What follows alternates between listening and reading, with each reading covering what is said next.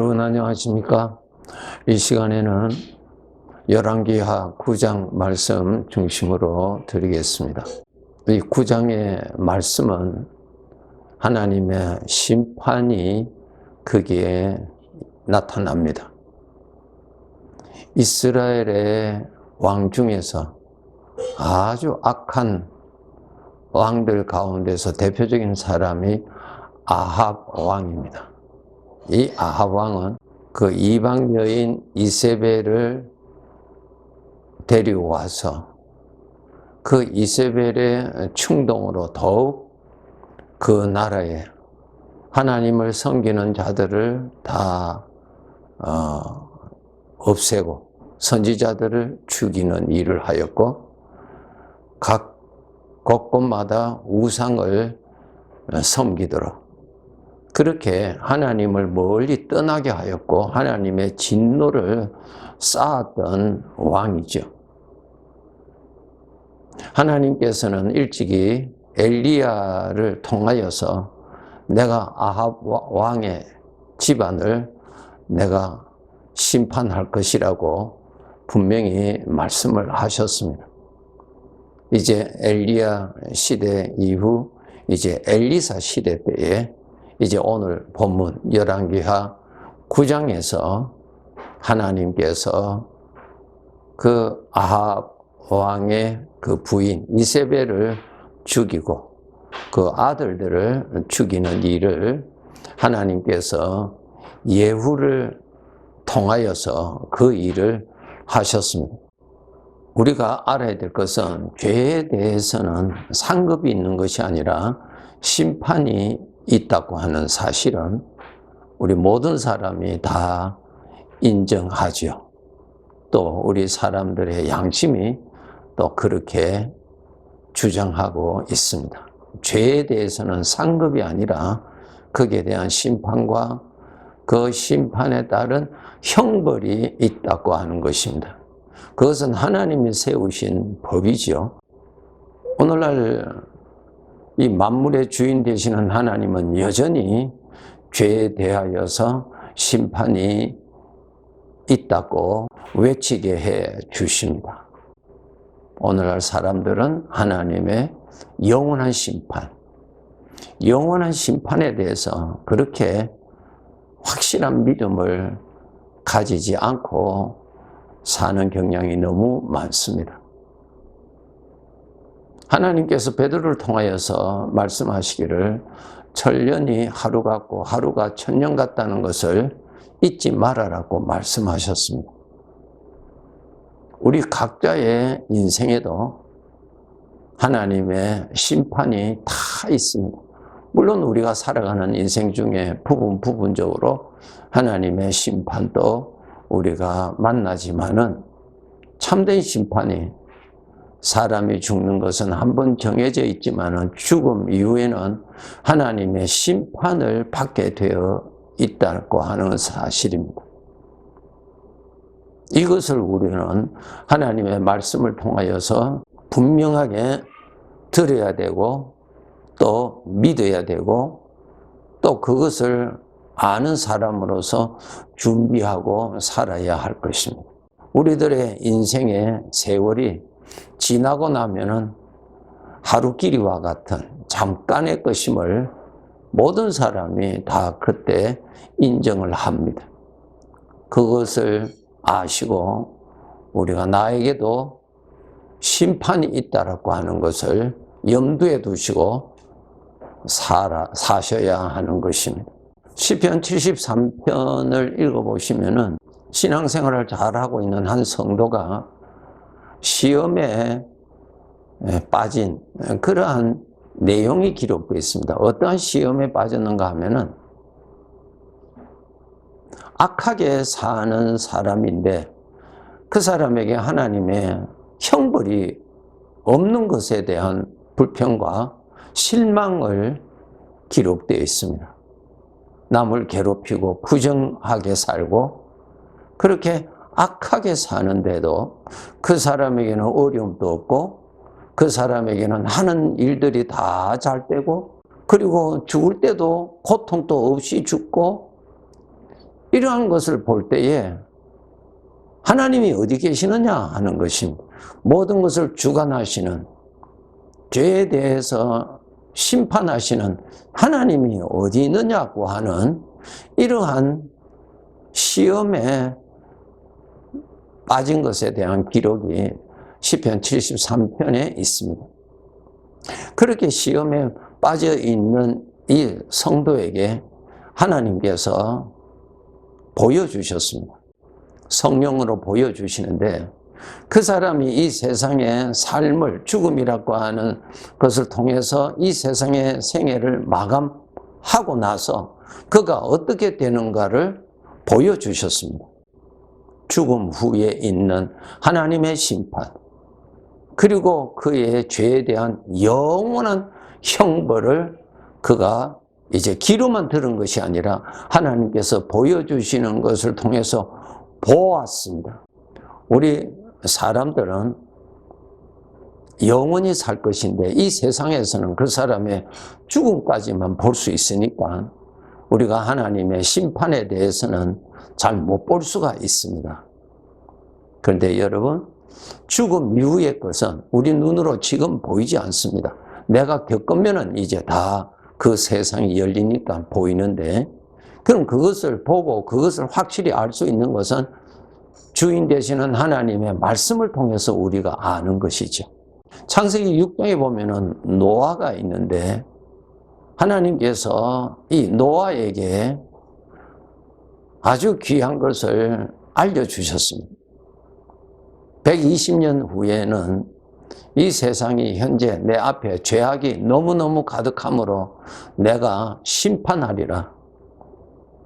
이 땅에서 호흡하고 있는 모든 자들, 사람과 동물과 이런 모든 호흡하는 자들은 내가 전부 심판하리라. 물로서 심판하리라. 그렇게 알려주셨죠. 그 사실을 사람 스스로는 알 수 없죠. 120년 후에 일어날 것이 어떻게 사람이 알 수 있습니까? 불가능한 일이죠. 내일 일어날 것도 우리는 알 수 없는 사람인데요. 그것을 알 수 있는 길이 정확하게 추측이 아니라 정확하게 알 수 있는 것이 하나님께서 알려주심으로 인하여서 아는 것입니다. 그래서 노아가 하나님께서 알려주신 것을 통해서 확실히 알았죠. 그것은 확실한 것입니다. 왜? 하나님이 주인이시고 하나님은 진리시니까 거짓이 있으실 수가 없고 그 말씀을 이루시는 이가 하나님이시기 때문에 전혀 오차가 있을 수가 없는 것이죠.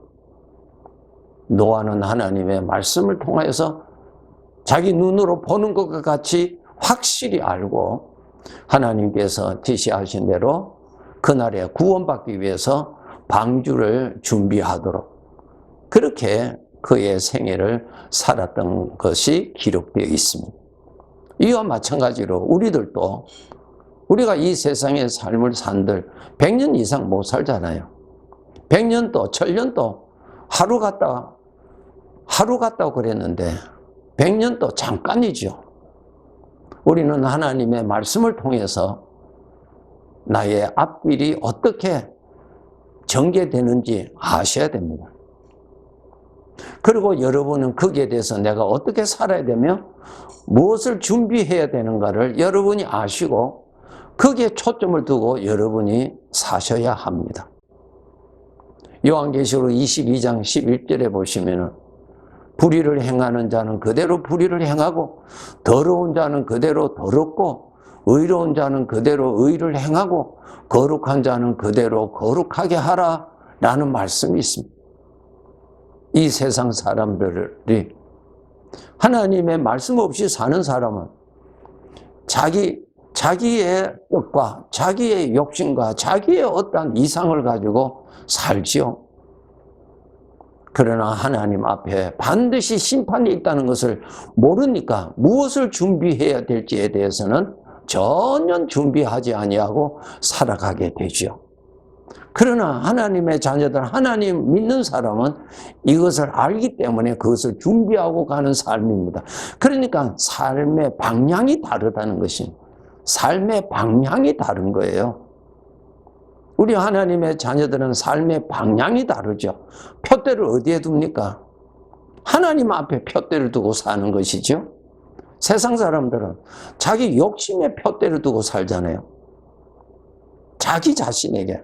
자기 자신이 잘 되고 자기 자신이 만족하고 자기의 삶이 형통해지는데 거기에 표대를 두고 살잖아요. 우리 하나님의 자녀들은 하나님의 심판을 알고 준비하고 사는 것이죠. 이렇게 다릅니다. 방향이 다릅니다. 요한계시록 22장 12절에 보시면은 보라 내가 속히 오리니 내가 줄 상이 내게 있어 각 사람에게 그가 행한 대로 갚아주리라. 내가 속히 온다. 아니 예수님이 재림하신다고 말씀을 수없이 오래전부터 하셨는데 지금까지 오시지 아니하셨는데 이러한 생각으로 준비하지 않을 수가 있습니다. 아주 위험합니다. 여러분 우리 주님께서 이 세상에 우리가 살고 있는 이 지구에 재림하실 계획을 가지고 계시는데 그 재림이 10년 후에 일어날지 아니 500년 뒤에 일어날지 우리는 모르잖아요. 그런데 정확하게 알 수 있는 것은 내가 이 세상을 떠나서 하나님 앞에 설 날은 여러분이 희미하게나마 그 때는 알 수가 있지 않습니까? 얼마 남지 않았잖아요. 여러분의 생애를 보세요. 여러분의 연수를 보십시오.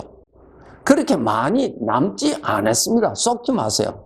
내가 속히 오리다. 예, 그렇게 시간적인 여유가 많지 않습니다.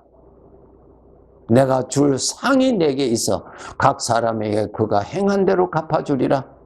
주인 앞에 가서 상을 받아야지 주인 앞에 가서 형벌을 받으면 되지 않잖아요. 가을이 되면 농부가 밭에 나와서 봄에서부터 자라고 또 열매 맺은 그 열매들을 수확하죠. 거두어 드립니다. 거두어 드릴 때 알곡도 거두어 드리고 쭉정이도 거두어 드립니다. 다 거두어 드립니다. 그리고 나서 그것을 심판하죠. 알곡은 알곡대로 쭉정이는 쭉정이대로 나누죠. 그와 같이 우리 사람은 이 세상의 삶 얼마 남지 몇십 년입니다. 몇 년, 몇십 년, 몇십 년 잠깐이죠, 여러분. 준비하셔야 됩니다. 우리의 표대를 어디에 두라고요? 빌립보서 3장에 우리의 표대를 하나님 앞에서 심판받을 것에 거기에 표대를 두고 달려간다고 사도 바울이 고백한 거 잘 아시죠? 갈라디아서 6장 7절에 보시면 사람이 무엇으로 심든지 그대로 거두리라. 맞지요? 봄에 씨앗을 뿌리면은 가을에 거둡니다. 봄이라고 하는 계절에 씨앗을 뿌렸는데 완전히 다른 계절에서 거둡니다. 이 세상에서 우리의 삶을 살아가는데 이 삶이 나의 삶을 뿌리는 것입니다. 죄를 뿌리든지 하나님 앞에 상 받을 것을 심든지 형벌 받을 것을 심든지 둘 중에 하나밖에 없어요. 그렇게 심어요. 그 다음에 거두는 것은 이제 죽음 후에 그곳에서 주인이 거두십니다. 오늘도 우리 주변 사람들이 이 세상에서의 삶을 마감하고 이 세상을 떠나는 사람들이 있습니다. 나도 언젠가는 나도 이 세상의 삶을 마감하고 떠날 때가 있습니다. 다가오고 있는 그 심판이 나에게 두려움을 주는 심판이 아니라 나에게 영원한 복을 주시는 잘했다고 하는 칭찬과 영광을 주시는 그러한 심판을 받기 위하여서 우리는 살아야 합니다. 주인을 기쁘시게 하는 삶이 바로 그 심판이 나에게 두려움이 아니라 나에게 영광이 되는 그러한 날이 되는 것을 우리 성도들은 너무나 잘 아십니다. 깨어서 그렇게 믿음 생활 하시도록 열심히 하세요. 하나님 앞에, 나의 주인 되시는 하나님 앞에서 심판이 두려운 심판이 아니라 칭찬받을 것을 바라보고 설 수 있도록 우리는 열심히 살아야 하는 것입니다. 사도 바울 여러분 잘 아시죠? 디모데후서 4장에 보면은 사도 바울이 이제 내가 이 세상의 삶을 마감하고 떠날 때가 되었구나.